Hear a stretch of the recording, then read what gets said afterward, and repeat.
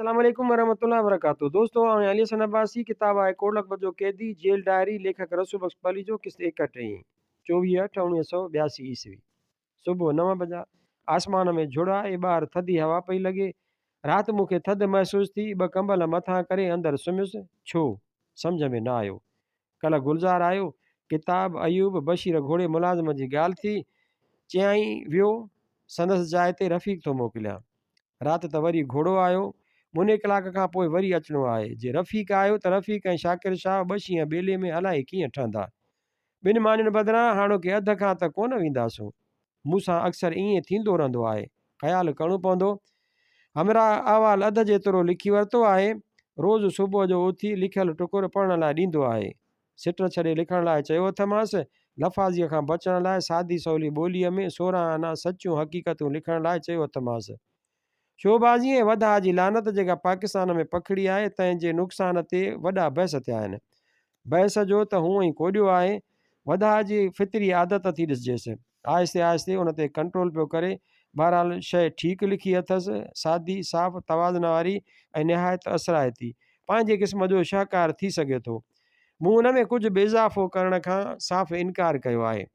ठीकु ठाक असली शइ में जेतिरो पंहिंजो सादो हुस्न हूंदो आहे उन में अजाई ॿी भगत विझणु नादान माण्हू जो कमु आहे।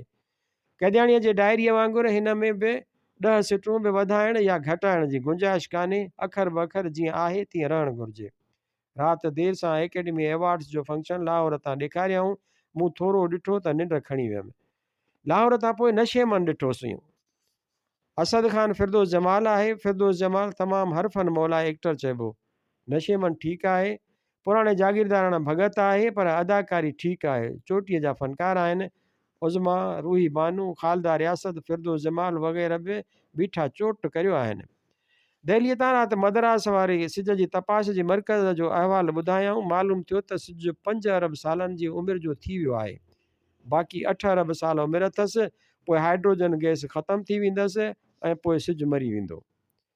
सिज मौत माना सिज जो अयाल धरती मरीख़ तारत ज़ुल वग़ैरह गिरह बि छुटा। रूसी साइंसदान कांद्राशो जो चवणु आहे त पोइ इंसान हितां लॾे वञी सिज जहिड़े कंहिं ॿिए सितारे जे कंहिं धरतीअ जहिड़े रहण जोगे गिरह ते रहंदा। हू चए थो त ॿियनि कहकशाउनि जियां असांजी कहकशा में कई सिज जहिड़ा बेअंदाज़ सिज मरी चुका आहिनि। उन्हनि जी धरतीअ जहिड़नि गिरहनि जी मख़लूक मुहाजर थी हिन असां वारी कहकशा जे मर्कज़ में वञी गॾु थी आहे। उते हिकु ज़बरदस्त काइनाती तहज़ीब ठाहियो वेठा आहिनि। पर उतां जो पैगाम बरक़ी लहरुनि ते हिते पहुचणु तंहिंमें लख साल लॻी वेंदा। मतिलबु त हमरा मिड़ई कुझु पर भरा वेठा आहिनि।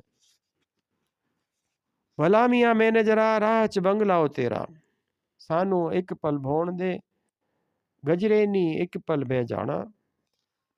भलो थिए ई मियाँ मैनेजर घस में तुंहिंजो बंगलो आहे असांखे हिकु पल विहण ॾे। अई लुॾण हिकु पल भली अची वे।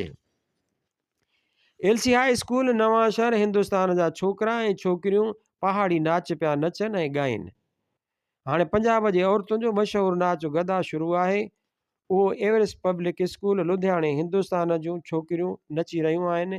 लय तेज़ आहे ताड़ियुनि जो फ़र्क़ु आहे। भले भले नी सोरां दा पिंड आ गया नी मैनू घुंड कढणा न आई। वाड़ी वाह सावरनि जो ॻोठु अची वियो ऐं मूंखे घूंघट कढण ई अञा नथो अचे। सावरनि जो ॻोठु अची वियो। हो गई ससनाल लड़ाई हो गई ससनाल लड़ाई ते बांह कढ के लड़ा। ससु सां झगड़ो शुरू थी वियो आहे। लड़ाई थी वई आहे। बांह खे उछलूं ॾियो पई झेड़ो करियां। तमामु मज़ेदार ॾोहीड़ा आहिनि ऐं नाच दिलचस्पु आहे। अॼु बि हिकिड़ी निहायत ख़ूबसूरत माण्हूअ दिल्लीअ तां लखनऊ स्टेशन ते रिकॉर्ड करायल उर्दू गज़ल ॿुधाया। हिकिड़े मोहतरमा ॾाढा कंपेयरिंग जा जलवा ॾेखारिया। घड़ीअ घड़ीअ नऊं बरजस्तो शेर चई माण्हू मूंखे चवनि था त तूं तमामु ॾुखी उर्दू थी ॻाल्हाईं। आउं थी चवां त पाण खे उर्दू गज़ल जे ॿोलीअ जी बुलंदीअ ते खणी हलूं। उर्दू गज़ल जी ॻाल्हि खे पंहिंजे लेवल ते न किरायूं। ॿ गज़ल सुठा हुआ ॿ न। पछाड़ीअ में मालूम थियो त उर्दूअ जा ई सदा मलिक परस्तार ॿई हिंदू हुआ चंदन दास ऐं सरेखा।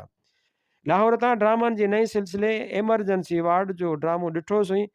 अॻ ई ख़बर हुई त नाम निहाद इस्लामी ड्रामो आहे। वाइज़ शरीफ़ जी घटिताई कान हूंदी, ईअं ई हो।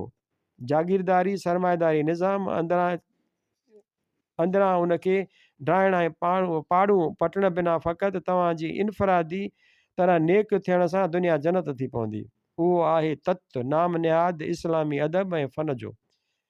शोगन जी किस्त ॾिठीसीं, इंतिहाई ड्रामाइत हुयसि। अॼु राति जो 8 बजे मूंखे हिते 14 महीना पूरा थींदा। राति जालंधर तां अमानत अली ख़ान जा ॻायल ग़ज़ल ॿुधायऊं, सहगल खे हथ हथे विधाई। दहलीअ खां तामिलनाडु जे मद्रास स्टेशन जो तामिल ड्रामो मीरा मीरा ॾेखारियऊं। पहिरियां ई ड्रामे जी कहाणीअ जी तत हिंदी ऐं अंग्रेज़ीअ में ॿुधायऊं। ड्रामे जो मक़सदु ख़ासि कोन हो, अदाकारी ठीकु ठाक हुई। उहा बि ख़बर पई त हीअ दरावड़ी ॿोली कीअं ॻाल्हाइबी आहे। ॾाढी कोशिशि कयमि त को अहिड़ो लफ़्ज़ नोट कयां जो सिंधीअ सां मिलंदड़ हुजे, पर न करे सघियुसि। हिकिड़ो हो, पर उहो बि हाणे विसरी वियो अथमि। घणेई हूंदा। लाहौर तां चैनल 2 ॾिठोसीं, उन में हिकिड़ी सिंधी नर्स हुई जंहिं हर हर मोर थियो तो टिले जी धुन ते पिए ॻायो, जोड़ जोड़ हिले। मिड़ई टाइम पास हो। हिंदी फिल्म संघर्ष ॾिठीसीं जालंधर तां। दिलीप कुमार, वजयंती माला, बलराज साइनी, संजय कुमार, दुर्गा खोटी वग़ैरह हुआ। कहाणी हवाई हुई, गाना बेकार हुआ। बाक़ी दिलीप ऐं वजयंती माला पंहिंजे फ़न जी उन्हनि ई बुलंदियुनि ते हुआ। वाहियात कहाणी बि संदनि कमाल खे लिकाए न सघी। संजय तनियन न हो, पर संदसि जोर हिन फिल्म में ई नज़र अचनि था त का शइ आहे। बलराज साइनी ठीकु हो। अॼु मूंखे पुठनि में सूरु आहे, मूंखे कंध में सूरु जारी आहे, पर आदत मूजिबि उन जे ख़तमु थियण खां अॻु वरियो पियो लिखां। कल्ह बि बाबा फ़रीद जो कलाम कुझु पढ़ियुमि, मंझंदि कई सिटूं ख़ालिस सिंधी आहिनि। हालांकि किताब लिखण वारे पंजाबी फाज़िल अदीब ऐं ॿियनि पंजाबी अदीबनि खे उहो पतो ई कोन्हे। मूंखे तवक़ो हुई त लफ़्ज़ गच जेतिरा ठेठि सिंधी हूंदा, जीअं वारिस शाह हुसैन ऐं ॿियनि में आहिनि, पर हिन में ज़्यादा हूंदा, छो त घणो अॻु जो आहे बि ईअं। भीम जे पंजाबण घर वारी मुलाक़ात ते आई हुई, कुकुड़ कचो आंदो आई।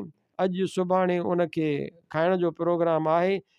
जिगर दिलि वग़ैरह हींअर ई चढ़िया पिया आहिनि, उॿारे पोइ तए ते तरे खाईंदासूं। हाणे सॼो मुल्क ज़ुकाम में वरतल आहे। मूंखे बि नक में थोरी सूं पई थिए, कंध में बि सूरु आहे, उन करे न कुझु पढ़ी सघिजे थो न लिखी सघिजे थो। 27/8/1982 ईस्वी, सुबुह जा 8, ॾींहुं कुझु थधो आहे, राति चित्रहार हो। दिल्लीअ तां ॾखण हिंदुस्तान जे तामिलनाडु मद्रास सूबे जे मद्रास टीवीअ ते तयारु कयल साज़नि जो प्रोग्राम ॾेखारियऊं। हिकिड़े साज़ जी वॾी वाखाण कयऊं। उहो ॿुधायऊं त हींअर वॼंदो, उहो ॿुधायऊं त हीअं वॼंदो आहे। उन में अहिड़ो कमाल आहे। उहो हो चंग, जेको असांजे ॿहिराणनि में दराड़ सॼो ॾींहुं पिया वॼाईंदा आहिनि। मुख़्तलिफ़ ॻोठनि इलाइक़नि ऐं क़ौमुनि जा माण्हू पंहिंजी पर में पाण खे, पंहिंजे पट खे ऐं पंहिंजी तारीख़ जे ॻाल्हियुनि खे केॾो न निरालो ऐं अणलभ सम्झंदा आहिनि, ऐं उहे दुनिया में अक्सर केॾियूं आम ऐं रवाजी हूंदियूं आहिनि। मक़ामी ऐं क़ौमी ख़ुसूसियतुनि ते अजायो ज़ोर ॾियण बि कॾहिं कॾहिं खिल जहिड़ी ॻाल्हि थियो पवे। ॿिनि टिनि साज़नि जूं बि वॾियूं वाखाणियूं कयऊं। फलाणो साज़ ॾखण हिंदुस्तान जे साज़नि जो सरताज आहे। फलाणे खे फ़क़ति फलाणा फ़नकार वॼाए सघंदा आहिनि। उहे निराला, अणॿुधल ऐं अणसुयल ख़ासि ॾखण हिंदुस्तान बल्कि ख़ासि तामिलनाडु जा साज़ हुआ, घड़ो ऐं पकवाज़। टियों साज़ हो डफली, जेका पंजाब ऐं उत्तर हिंदुस्तान में सॼो ॾींहुं छोकिरा पिया वॼाईंदा आहिनि। टीवीअ तां रोज़ु पिया ॾिसंदा आहियूं। ईअं न आहे त हर ॻाल्हि में ऐं हर शइ में पाण जहिड़ियूं ॿियनि ॻाल्हियुनि ऐं शयुनि सां घणियुनि हिकु जहिड़ाइनि सां गॾु के बि ख़ुसूसियतूं ऐं निरालायूं कोन हूंदियूं आहिनि। घणियूं हूंदियूं आहिनि, पर उन्हनि जी ख़ुसूसियत ऐं निरालाई एॾी का लामहदूद, एॾी बिना मख़सूस ऐं बिना निराली कान हूंदी आहे। काइनात में ॻाल्हियूं ऐं शयूं हिक ॿिए सां ॻंढियल आहिनि, हिक ॿिए ते दारो मदार रखनि थियूं, हिक ॿिए ते असरु विझनि थियूं, हिक ॿिए खां मुतासिर थियनि थियूं ऐं हिक ॿिए में पेई वञनि थियूं। अक्सर ख़ासि ॻाल्हियूं ऐं शयूं अॻिते हली आम थियो वञनि, ऐं आम ॻाल्हियूं कंहिं मंज़िल ते ख़ासि ऐं निरालियूं बणिजियूं वञनि। अहिड़ी तरह ख़ासि ऐं आम क़तई ऐं आख़िरी तसवुरु न पर निस्बती तस्वर आहिनि। पुतलियुनि जो नाच राजस्थान जे भिटुनि जो ख़ासि फ़न नज़र थो अचे। नंढड़ा ॿार बि पुतलियुनि जा माहिर। जोधपुर जा पुतलियूं नचाइण वारा ॾेखारियाऊं, वॾा पटका उठ हिकिड़े निहायत दर्दीले राग में हिकिड़ो अखर जहिड़ो कर त ॿुधर लॻुमि ध्यानु ॾिनुमि मूमल, वरी ॿुधुमि वरी बि ॻायाऊं मूमल। अलाए कहिड़ी मूमल जो दास्तान हो। सोचियुमि त असां वारी जो त न हो। राति आधीअ महिल बशीर घोड़े आदत मूजिबि ढीकु छॾियो। मूंखे अलाए छो नथी निंड अचे। नाचाक होसि ऐं अंदरि सुतल होसि। हिन तंज़ तौरु चयो, अॼु वरी साहिब जे अंदरि सुम्हण जो नंबर आहे। गोया अंदरि असीं कचे शराब जी भठी पिया ठाहियूं या सरकार ख़िलाफ़ु बम पिया तयारु करियूं। मीम अक्सर राति जो 2-4 कलाक लिखंदो आहे। उन जी बि सदाईं ट्रूह में त छा थो लिखे, तबसरा रमज़ूं, हीअ बि उन ॻाल्हि ॾांहुं इशारो हो। हिन जो ख़्यालु आहे त हिकिड़े ॾींहुं हू थो वञी जागी लिखे ऐं ॿिए ॾींहुं आउं। मूं सॼो महीनो मजबूरनि माठ करे हिन जूं बदतमीज़ियूं जाचियूं ऐं जासूसियूं बर्दाश्त कयूं हुयूं। सो मूं हीअ बदतमीज़ी न रुगो ज़ाती तरह नाक़ाबिले बर्दाश्त सम्झी, पर उहो बि सम्झुमि त जे उहा ॻाल्हि बि फॿी वियसि त पोइ हिते बसि न कंदो, वॾो को खुनाम ॿारींदो। कैदी माण्हूअ जे घर में अलाए कहिड़ो कहिड़ो कचिरो पियो हूंदो आहे। हिते त जेकी बंदो कमु करे सो मिड़ई ॾोह। उन ख़्याल खां सुतल नांगनि खे जाॻाइण बि न चाहिबो आहे ऐं के ॻाल्हियूं बर्दाश्त कबियूं आहिनि, ख़ासि करे जे उहे ग़ैर इरादी नंढड़ियूं ॻाल्हियूं हुजनि त। पर हर शइ हिकु हद खां पोइ उल्टी नुक़सानकार बि थी सघे थी। ॾिसो कोता आधी राति जो मूं वॾो गोड़ मचाए विधो। सख़्तु दॿायोमांसि। मीम बि उथी आयो। सॼे महीने में जेके बेहूदगियूं कयूं आई तन जो कचो चिठो ॿुधायोमांसि। दहिलजी वियो। वात मां अखर न उकिलियसि। ख़ैर वरी बि मसइलो उहो त गिदिरो किरे कातीअ तां त बि गिदिरे खे जोखो ऐं काती किरे गिदिरे तां त बि गिदिरे खे जोखो।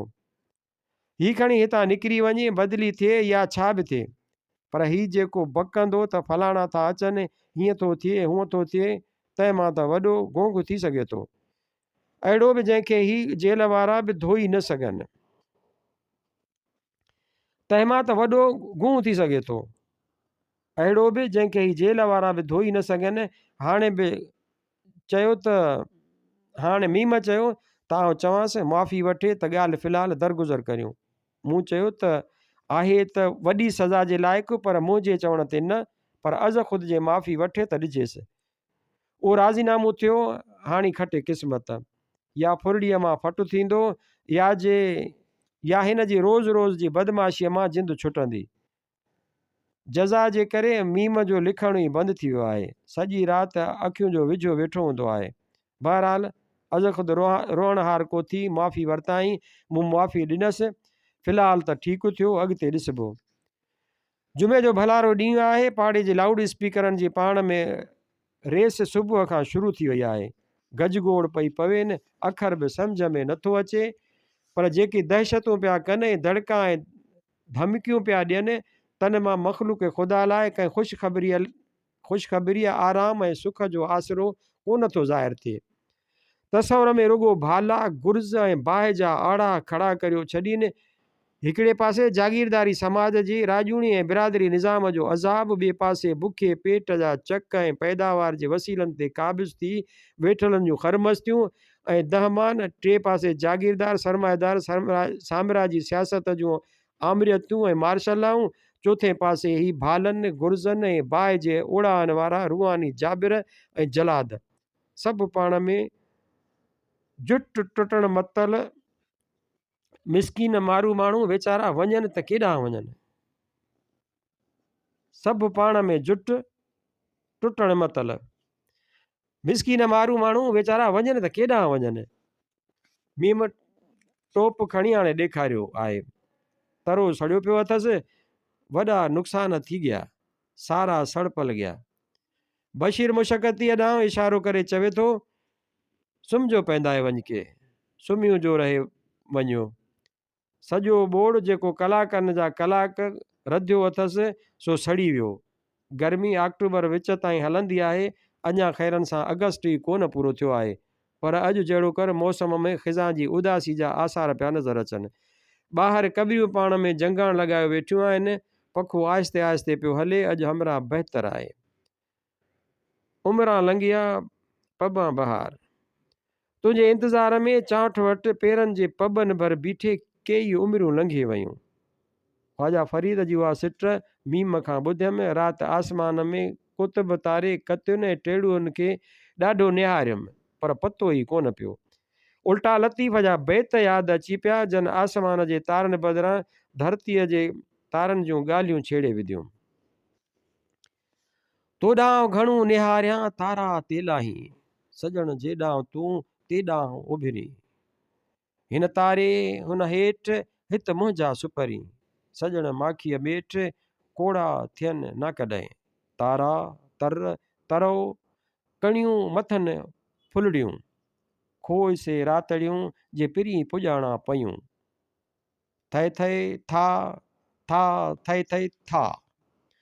5-6 सालनि जूं नंढियूं छोकिरियूं, पेरनि में घुंघरू, मथे ते बैंसरियूं ऐं अलियूं, नकनि में नंढड़ियूं नथूं। थए थए था ताक धनाधन धन नचनि ईअं पयूं ॼण के वॾी उमिरि जूं रकासां हुजनि। लुधियाणे स्कूल जूं आहिनि, जलंधर टीवीअ तां पयूं ॾिसजनि। 4 सालनि जो ॿारु अंग्रेज़ीअ में 6-7 सिटुनि जी अंग्रेज़ी तकरीर पियो करे, दरअसल अनाउंसमेंट पियो करे अंग्रेज़ीअ में। अफ्रीकी गानो ऐं नाच पेश थींदो, इजो 7-8 अफ्रीकी फ़नकार अची विया। चहिरनि ते काराठ मलियाया आहिनि, सभु ॿार आहिनि, ॻाइनि ऐं नचनि पिया। ॻिचियुनि में गुलनि जा हार पातल अथनि। अनाउंसमेंट कई अथसि बोलनि बाबति। हाणे अंग्रेज़ी गीत 5-6 सालनि जा नंढड़ा ॿार ॾाढा ख़ूबसूरत अंग्रेज़ी गीत पिया ॻाइनि, असुलु कमाल करियो बीठा आहिनि। अंग्रेज़ी अनाउंसर जे मुंहं ते रुक चढ़ियो पियो आहे, मजाल आहे जो रुगो मुर्के। 4-5 सालनि जो आहे, पर वॾनि जा कन खपे। कते नैन न जोड़ी, किते नैन न जोड़ी, किते नैन न जोड़ी, तेनू वास्ता खुदा दा वागा वतना नू मोड़ी। आके लग के किसे दी मेरा मान न तोड़ी। लाहौर टीवीअ तां रेशमा पई ॻाए, सुभान अल्लाह, वही खाई आई आहे, पर वॾे शान सां ॻाए थी। मेनू चलिया बना के चलिया चरियो, मेनू चलिया बना के आपूं लग गए किनारे। दिल्ली कलकते टीवीअ जो प्रोग्राम, उमिरि अटकल 30 साल, नक सन्हू ऐं डिघो, नक्श तिखा, रंग गोरो, चहिरो गोल, जिस्म सडोल, हथनि में गुलनि जा गजरा, मनगट ऐं राबेल जे गुलनि जूं सरियूं, कननि में कानफुल, गले में मोतियुनि जी माला, अखियूं वॾियूं वॾियूं कारियूं कारियूं, मुंहं ते संजीदो बावकार हुस्न ऐं कशिश, हथ में वॾी सितार। एम.ए. सहाफ़त, ज़माने जे उस्ताद सितार नवाज़ पंडित रवि शंकर जी शागिर्दियाणी, कलकते यूनिवर्सिटीअ जे फ़न जे शोबे जी सरबराह, हिंदुस्तान जे गैर मुल्कनि सां फ़नी ऐं सकाफ़ती नातनि जे कमेटीअ जी मेंबर, अक़वाम मुतहिदा सां सकाफ़ती राब्ते जे पार्टी कमेटीअ जी मेंबर, हिंदुस्तान जे चोटीअ जी सितार नवाज़, बंगला जादूगरनि जैसा बिस्वास, राग हमीर ऐं काज मोहम्मद शरीफ़ पहुच वारो पाकिस्तान जे चोटीअ जो सितार नवाज़ हो। पंडित रवि शंकर जी सितार जी रिकॉर्डिंग बि ॿुधल आहे। सॼे जहान में संदसि पुकारूं आहिनि, पर भला भलीअ जो छेह कोन्हे। हीअ माई बि काठियुनि मुठ सां आहे, छांव करे छॾियईं। संदसि हथनि जी चुरपुर, चहिरे जा ऊन्हा आफ़ाक़ी तासुर ऐं सितार जा साज़ पाण में मिली हिकु थी विया हुआ ऐं माण्हूअ खे अहसासनि ऐं जज़्बनि जी हिकु नई दुनिया में खणी विया। माण्हूअ जो माज़ी हाल ऐं आईंदो मिली हिकु थी विया। वक़्त जी रफ़्तार बीही रही, तारीख़ गुम थी वई। के घणियूं ख़ाकी इंसाननि खे आलमी फ़न तरफ़ां अहिड़ियूं बि अता थी वेंदियूं आहिनि। ज़ुबान ते बेअख्तियार लतीफ़ अची वियो, चारण तुंहिंजे चंग जो अजब आहे ई, हणी उभो हथनि सां जीअरो रखियो जी, राति मुंहिंजे रीह काटियो तो कुमाच सां। अहिड़ियुनि माजराउनि, लकाउनि ऐं कैफ़ियतुनि बाबति अहसास जे इज़हार लाइ लतीफ़ खां सवाइ ॿियो कंहिं वटां मौज़ून लफ़्ज़नि जो दान मिलंदो। जीए लतीफ़। लाहौर तां सोना चांदीअ जी 14 किस्त ॾिठीसीं, ठीकु हुई। राति हमीद तां बशीर घोड़े बाबति गुलज़ार खे नियापो मोकिलियोसीं, मतां असीं चुप हुजूं ऐं हू दगा करे बेसुणो थी वञी उभ फाड़े। सो संदसि जाइ ते रफ़ीक आयो, पुराणो यार, मज़ा थी विया। मान ॾिढूं हथ मांस, वॾी तमीद खां पोइ पुराणनि ख़्यालनि जो माण्हू आहे।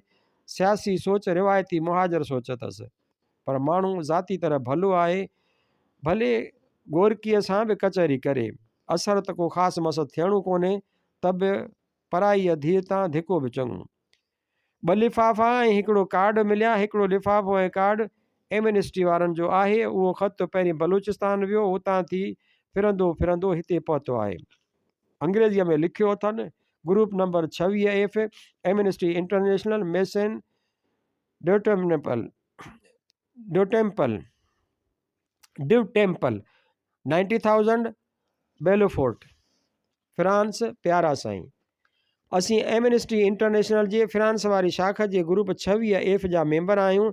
एमनेस्टी इंटरनेशनल जी एग्ज़ेक्टिव कमेटी, जंहिंजो हेडक्वार्टर लंडन में आहे ऐं जंहिं तव्हांजो मामिलो असांजे सुपुर्द कयो आहे, तंहिं तव्हांखे ज़मीर जे क़ैदीअ जो मर्तबो ॾिनो आहे। असां ॿुधो त तव्हां हाणे नारे जेल में क़ैद आहियो। तव्हांखे आज़ादु करण लाइ असीं पंहिंजूं कोशिशूं जारी रखियूं अचूं। असीं तव्हां बाबति फ्रांस जे अख़बारुनि में लेख लिखंदा आहियूं त जीअं अवाम खे तव्हां बाबति ख़बर पए। असीं तव्हां बाबति तव्हांजी हुकूमत खे बि लिखंदा रहंदा आहियूं। उमेद रखो त असीं तव्हांखे आज़ादु कराइण लाइ हर मुमकिन कोशिश जारी रखंदासीं। तव्हांजो ख़ैरंदिश, group 26F, French section, Amnesty International. तारीख़ फ्रेंच में लिखी वई आहे, सम्झ में नथी अचे, फ़क़ति साल 1982 ईस्वी पढ़ण में अचे थो। ॿियो ख़त अब्दुल्ला वल्द अलरने पलीजे जो आहे, 21/7/1982 ईस्वीअ जो लिखियलु आहे। लिखियो अथसि, सूर्य सॾु थियो का हलंदी जेॾियूं, सूर्य सॾु थियो का हलंदी जेॾियूं, वञण तन पियो नालो नीयो गिननि जे। मोहतरम साथी, रसूल बख़्श साहब सदा सलामत हुजो। छा लिखां तव्हांजी अज़मत ते, छा हस्तीअ ते, छा क़ुर्बानीअ ते। घणो कुझु लिखणु चाहियां थो, पर अफ़सोस जो इंसाफ़ करे कोन सघंदुसि। मुंहिंजो ही तव्हां ॾांहुं पहिरियों ख़त आहे ऐं पुरुमीद आहियां त जवाबु ज़रूरु मिलंदो। जवाब जो सॼी ज़िंदगी इंतज़ारु करे सघां थो।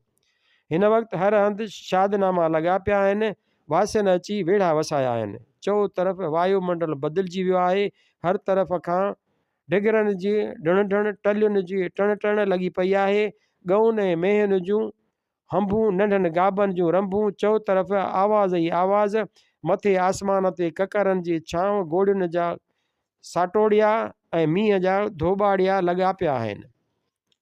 पर हिकिड़ी ॻाल्हि चवां, उहा हीअ त हिमत कॾहिं बि न हारजां। उहा मूं हक़ीर जी हिकिड़ी ॻाल्हि आहे, नसीहत नथो चई सघां, छो त तव्हांखे हर ॻाल्हि जो इल्मु आहे ऐं सही सम्झो था।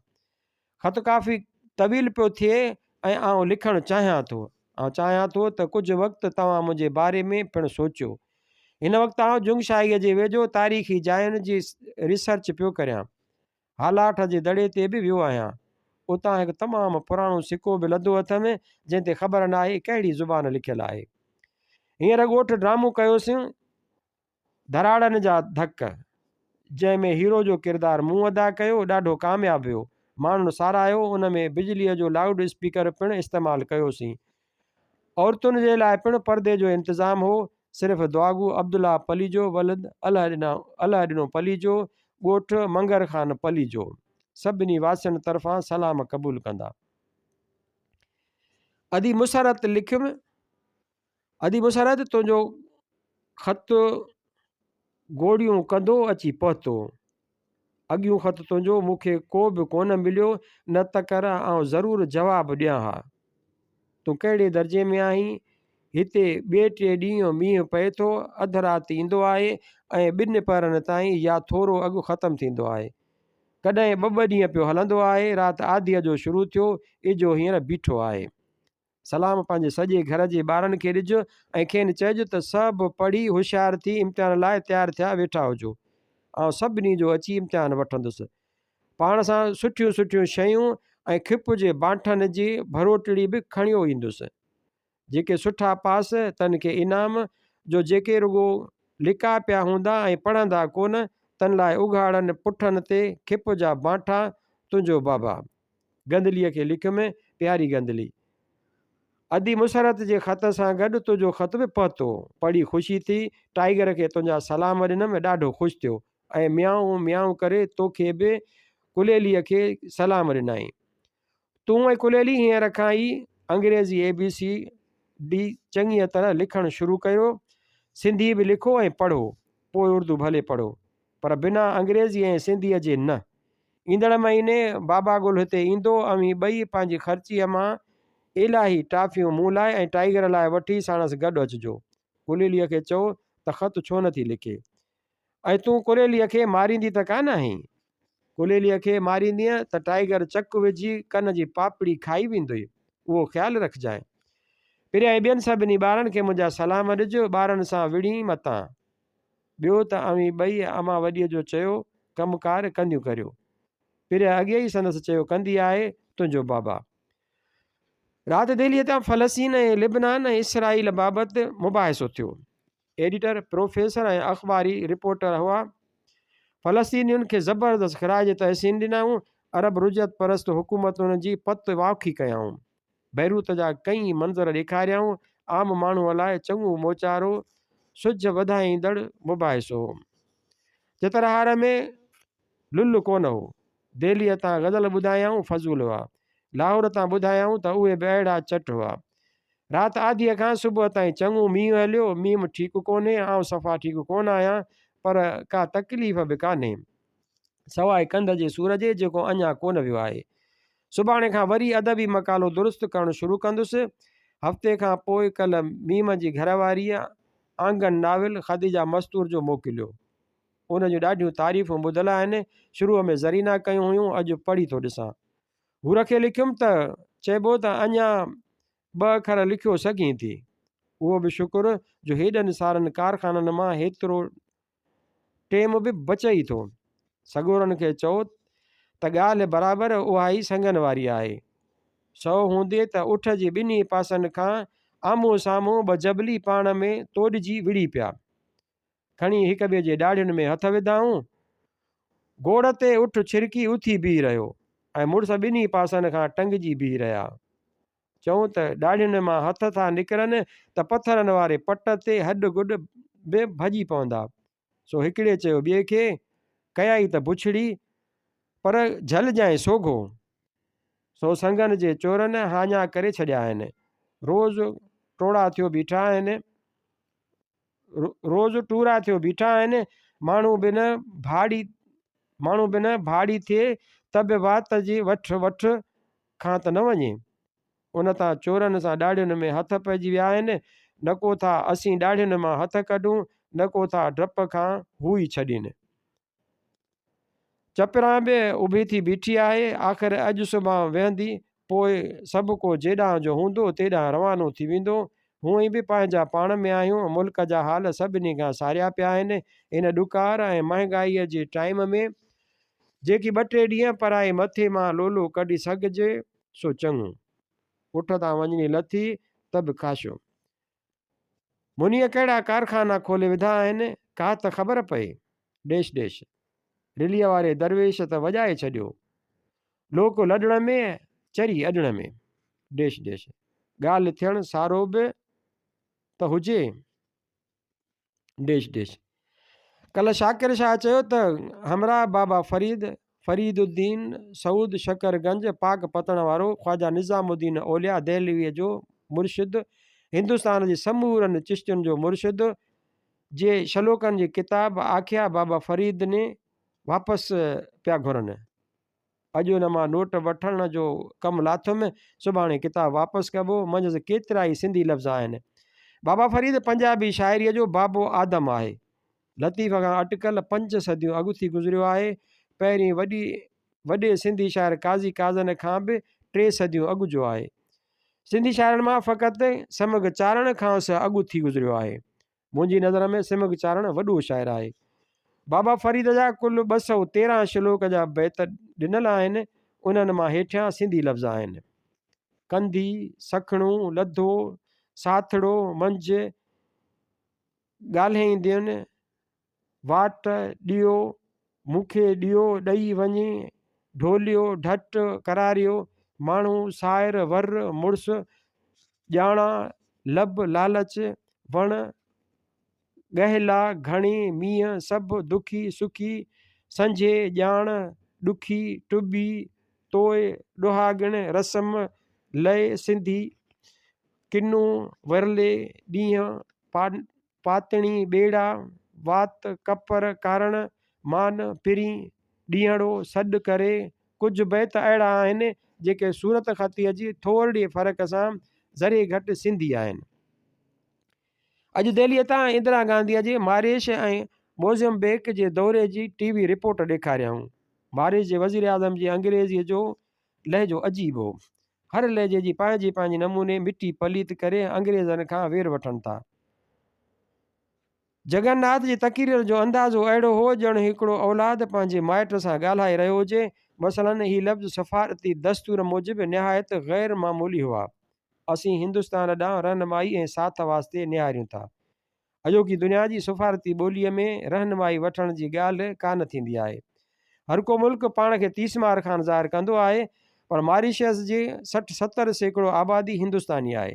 उन्हनि खे अंग्रेज़ी वापारी हितां नीम ग़ुलाम करे भर्ती करे विया हुआ। अॼु उहे मची मोरी मुड़ुस थी पिया आहिनि ऐं वज़ीर आज़म बि उन्हनि मां आहे। नाच बि ॾेखारियाऊं जे हिंदुस्तानी तर्ज़ जा हुआ। मोज़म्बिक मॉरिशस खां ॿीणो ग़रीब ऐं ॾुतड़ियल मुल्क आहे, पर उन जी ॻाल्हि ई ॿी हुई। सदर सामोरा माशेल हिकिड़े फ़ौजीअ वांगुरु थिए लॻो। माहौल जी हर ॻाल्हि ऐं इनक़िलाबी माज़ी ऐं इनक़िलाबी हाल जा आसार हुआ। हलण में, हथ मिलाइण में, निहारण में, चहिरनि जे तासुरनि में, नाचनि में, जॾहिं जिदोजहद आज़ादीअ में शहीद थियलनि जी यादि में क़ाइमु कयल यादगार अंदरि ॿरंदड़ दाइमी आग जे शोलनि अॻियां गुलनि जी भेटा पेश कई वई, तॾहिं इंदिरा जे चहिरे जा तासुर ॾिसण वटा हुआ। मॉरिशस में हूअ ईअं पई लॻी जीअं पंहिंजे घर में औलाद अॻियां उथिजी वेहिजे। पर मोज़म्बिक में हिन जो रवैयो इंतिहाई संजीदगी ऐं एतिराम वारो हो। ॼण हिन हर वक़्तु कोशिशि पई कई त हिन वक़्त जी इनक़िलाबी कसवटियुनि ते कसी न थियां। दर हक़ीक़त जंहिं वक़्तु दाइमी आग अॻियां गुलनि जी भेटा रखी वई, तॾहिं पंहिंजे बिरादर अफ्रीकी अवाम जी लंबी ऐं अणागी जिदोजहद में संदन ॾुखनि मुड़ुसुनि ऐं कामयाबियुनि जो सोचे ख़ुदि मूं ते ॾुख गुस्से ऐं फ़ख़्र ऐं ख़ुशीअ जा गॾियल जज़्बा छांइजी विया ऐं मुंहिंजो गलो भरिजी आयो। हिकु पल लाइ टीवीअ जी तस्वीर धुंधलाइजी वई। अमरनाथ ॾांहुं सफ़र नाले टीवी प्रोग्राम दहलीअ तां ॾेखारियाऊं। उहो प्रोग्राम श्रीनगर कश्मीर टीवीअ जो रिकॉर्ड कयल हो। सफ़र जी चढ़ाई श्रीनगर खां शुरू थी 16,500 फुट जी ऊचाईअ ते हिमालय जबलनि जे सिलसिले में अमरनाथ जी ज़ियारत गाह ते ख़तमु थी। वाट में ऊचियूं ड्रेजारींदड़ चाढ़ियूं, सन्हड़ा पेचरा, ख़ूबसूरत मंज़िलूं ऐं सुञा भड़भांग पहाड़, बर्फ़पोश चोटियूं, गाह ऐं ख़ूबसूरत वण, क़िस्मे क़िस्मे मंज़र हुआ। माण्हू ॼण यात्रियुनि हिंदू हाजियुनि सां गॾु पिए सफ़र कयो। हर क़िस्म जा यात्री हुआ, भांत भांत जूं ॿोलियूं हुयूं, कई नस्ल हुआ, अंग्रेज़, जर्मन, फ्रेंच बि हुआ।